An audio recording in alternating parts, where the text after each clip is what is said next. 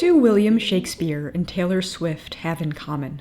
If you've taken a certain BuzzFeed quiz, or if, nowadays, you're in the right college class, you might already be familiar with the relationship between these two poetic geniuses. One may even say masterminds. Here, I'm going to compare Shakespeare's Sonnet 18, one of his most popular sonnets, and Swift's Mastermind from her 2022 album, Midnights. While the former centers on the possibility of making his beloved eternal, and the latter focuses on the mechanics of achieving the relationship she wants, both reflect a self-consciousness regarding a speaker's dual status as a lover and an artist. Furthermore, the works share poetic hubris and a similar, albeit reversed, movement between self-praise and praise of someone beloved. I'm going at last to show how Swift takes her own stand within a poetic tradition, crafting a song world in which mutual love and her own brilliance may flourish.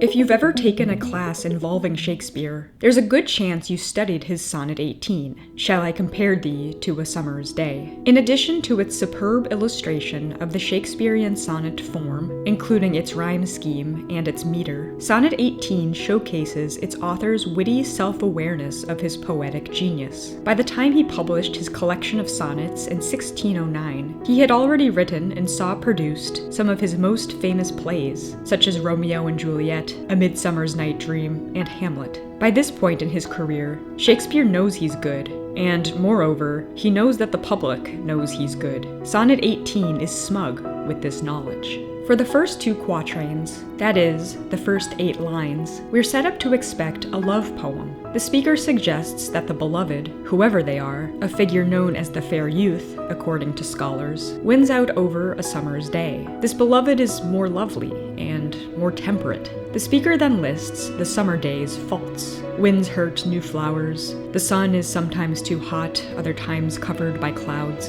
and summertime, like all beautiful things, fades away in time. In the next quatrain, the speaker asserts the beloved's immortality, but thy eternal summer shall not fade. The beloved can, evidently, evade death, growing instead in eternal lines. Eternal lines? Does this have something to do with poetry? Shakespeare then gives us the final couplet.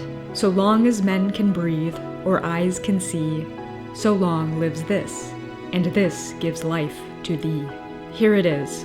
The beloved achieves immortality through poetic verse. The speaker has revealed himself as not only a lover, but also an artist, and, moreover, one with full awareness of his genius. And it is this genius that makes the beloved eternal. Perhaps it's unfair to take away all agency from the beloved, or, interchangeably, the reader. After all, someone needs to read the poem for the poem to ring true. But suffice it to say that, in the end, Sonnet 18 turns out not to be a love poem. Most of all, Shakespeare praises his own poetic prowess. The beloved is no more than a pawn in his own masterful design.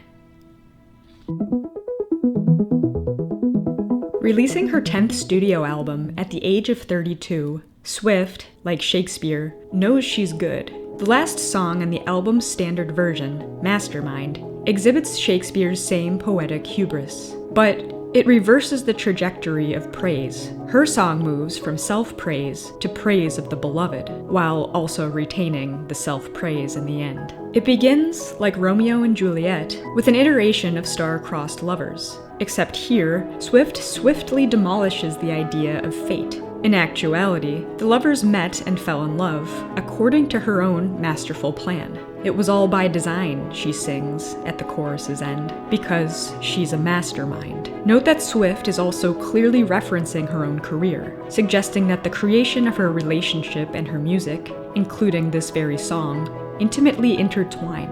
In the next section, Swift broadens the scope. She locates herself within a history of women born to be the pawn in every lover's game. Here, Swift takes up the patriarchy, the ideological system that renders women agentless objects that belong to men. Swift alludes to a hidden history in which the wisest women secretly schemed to have the love they want, and she carries on this tradition. She is no pawn, she's full of intention and desire. She's a real woman, and an ingenious one at that, carefully maneuvering her way into her desired relationship. If you want to succeed, you need to scheme. But then, the song takes a turn. During the bridge, the speaker confesses her vulnerability. On the inside, she's still a wounded little kid, yearning to be loved. She's only cryptic and Machiavellian because she cares. And because she cares, she tells her beloved the truth. She's met with a surprise. So I told you none of it was accidental. And the first night that you saw me, nothing was gonna stop me. I laid the groundwork and then saw a wide smirk on your face you knew the entire time. Her beloved was in on her plot all along. Swift concludes, you knew that I'm a mastermind, and now you're mine. Yeah, all you did was smile, 'cause I'm a mastermind. These final lines raise an important question. Does the beloved smile and fall in love with the speaker because she schemed for him to do so? Or does he smile on his own because he recognizes her brilliance and loves her for it? Well, the answer is both.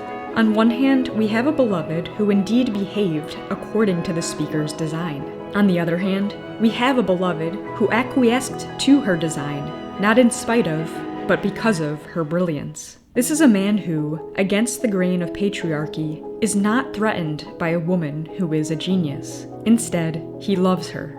It's also important to note that, while patriarchy renders women as objects in a man's game, Swift does not render her beloved an object in her own game. She gives him agency, or rather, she recognizes his agency. This is a man who is open-minded, perceptive, and maybe even a bit of a mastermind himself.